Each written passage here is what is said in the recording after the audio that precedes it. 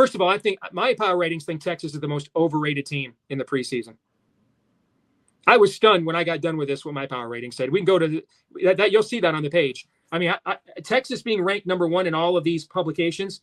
I mean, my power ratings have them the 3rd best team in their league. In fact, I haven't put out my best bet win totals yet, because I think now with all the player movement, I used to say the thing used to be on win totals, get in early, right? Before the market is set. Sure. But I think now with all the player movement, now they're adding another portal window for disciplinary kids and walk-ons and, who knows? Okay.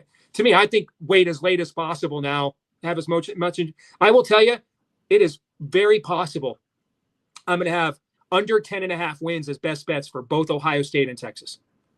I look at their schedules. I think, first of all, they play one another week 1. So that's a loss for one of them right there.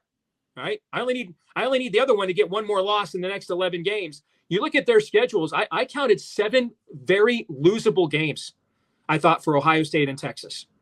I mean, and when I say losable, anywhere from 25 to 30%. And if you're going to put a win total on a team with a 10.5, I just don't think there ought to be that many games that you have a 1-4, 1-3 chance of losing. Okay. So, I mean, I have Texas in my power ratings closer to Texas A&M than I do Alabama and Georgia. I don't, maybe Arch Manning will be great. Probably will be to some degree, but I have to ask myself, this isn't he set out last year as a freshman and then they let Quinn Ewers play. He couldn't beat him out for 2 years, Mark, a 7th round draft pick for 2 years. Help me understand that. That makes no sense. I don't know, man. I mean, and here's the thing. I still have them in my power ratings as kind of in that, last group of at-large teams competing for a playoff bid realm. But all these magazines rating them number 1. I don't agree with that at all. I don't. I think Clemson has a much stronger case. They get LSU with an all-new starting offensive line that opening week at home. You win that, and then you kind of, dominate the ACC, which they did even last year when they lost 3 games.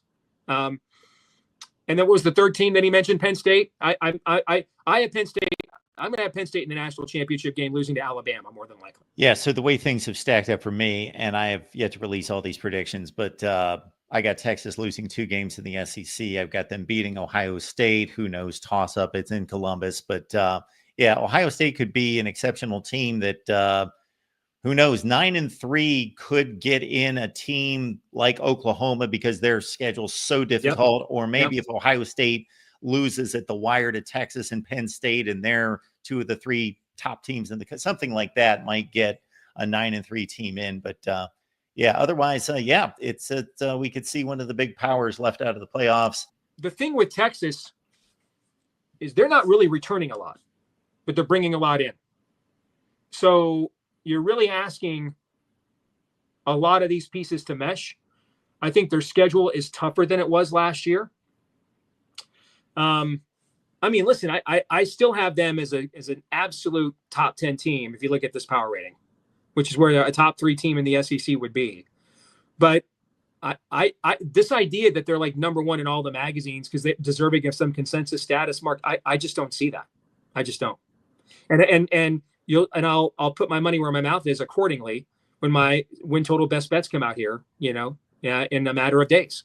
I'm going to be on the under 10.5. Texas is a best bet. I think it's way more likely they're 9-3 than 11-1. Way more likely. Steve, we're really testing your memory here because obviously there's a zillion categories and a zillion teams. But Matthew was asking about Texas special teams being the worst. They brought in the Texas State kicker. He was 30 of 34 the last 2 years. Yep. So special teams, I have learned over the years, Mark, that is the absolute hardest thing to project. So this year I decided I'm not going to. So my special teams ratings are reflective of what Bill Connolly's SP Plus is projecting will be the special teams rating is at the end of the year. And so in SP Plus, remember, we're comparing Texas not against the country, but just the teams on their schedule. Okay. So Texas was one of the more improved special teams units in SP Plus. I think they were still top 40, top 50, which is not bad at all. But there were so many other SEC teams in that rating there that they were actually, if we're just comparing them within their own conference, that's why they were last.